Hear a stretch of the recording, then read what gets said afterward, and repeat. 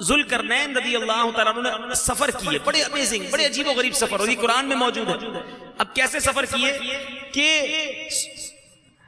سب سے پہلے انہوں نے کتابوں میں پڑھا تھا کہ سام بن نوح علیہ السلام کی اولاد میں سے ایک شخص آب حیات کو پی لے گا تو اس کو موت نہیں آئے گی، تو اس لیے حضرت ذوالقرنین نے مغرب کا سفر کیا، یعنی جہاں سورج غروب ہوتا ہے نا ویسٹ میں، مغرب میں اتنا سفر کیا کہ آبادیاں ختم ہو گئیں۔ آپ ایسے مقام پر پہنچے کہ سورج غروب کے وقت آپ کو ایسے نظر آتا تھا جیسے سیاہ چشمے کے اندر سورج غروب ہو رہا ہو۔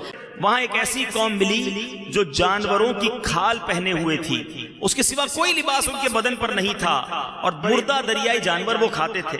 یہ قوم ناسک کہلاتی تھی۔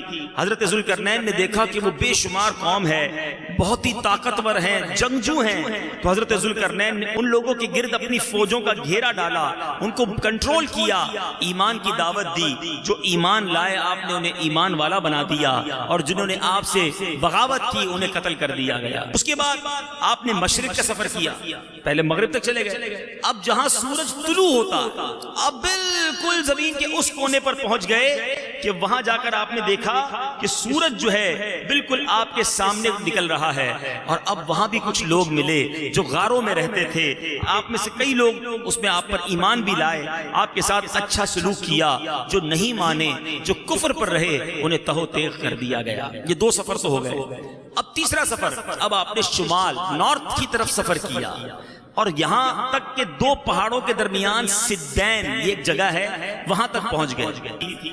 ان لوگوں نے حضرت ذوالقرنین سے یاجوج ماجوج کی شکایت کی کہ یاجوج ماجوج ہمیں بڑا تنگ کرتے ہیں، بڑی جنگجو قوم ہے، وحشی لوگ ہیں، آپ ہماری مدد کیجئے، تو حضور ہمیں بچائیں، یہ تو فصل بھی کھا جاتے ہیں، جانور بھی کھا جاتے ہیں، بچتا ہی کچھ نہیں ہے۔ اب دنیا کی ایک عجیب و غریب دیوار قائم کی گئی، یہ قرآن میں موجود ہے، جس کو سد سکندری کہا گیا۔ سد کہتے ہیں دیوار۔ آپ نے کیا کیا؟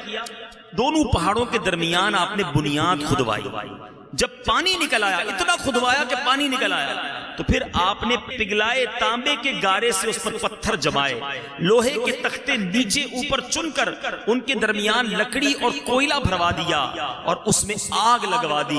اس طرح یہ پہاڑ کی بلندی تک دیوار بنائی گئی۔ قرآن مجید فرقان حمید میں یہ واقعہ بڑی تفصیل سے سورہ کہف کے اندر موجود ہے۔ حدیث پاک میں نبی پاک علیہ الصلوۃ والسلام فرماتے ہیں کہ یاجوج ماجوج جو ہیں یہ روزانہ اس دیوار کو توڑتے ہیں، اور جب محنت کرتے کرتے توڑنے کے قریب پہنچ جاتے ہیں تو ان میں سے کوئی کہتا ہے کہ چلو کل پھر آ کر توڑیں گے، لیکن جب دوسرے دن آتے ہیں پھر دیوار ویسے ہی بن جاتی ہے، اللہ کی قدرت سے دیوار پھر پوری ہو جاتی ہے۔ اگر نبی پاک فرماتے ہیں، حدیث کا مضمون ہے، اس دیوار کے ٹوٹنے کا وقت آئے گا، اس دیوار کے جب ٹوٹنے کا وقت آئے گا تو ان میں سے پھر کوئی کہے گا کہ چلو انشاءاللہ کل اس دیوار کو توڑ ڈالیں گے۔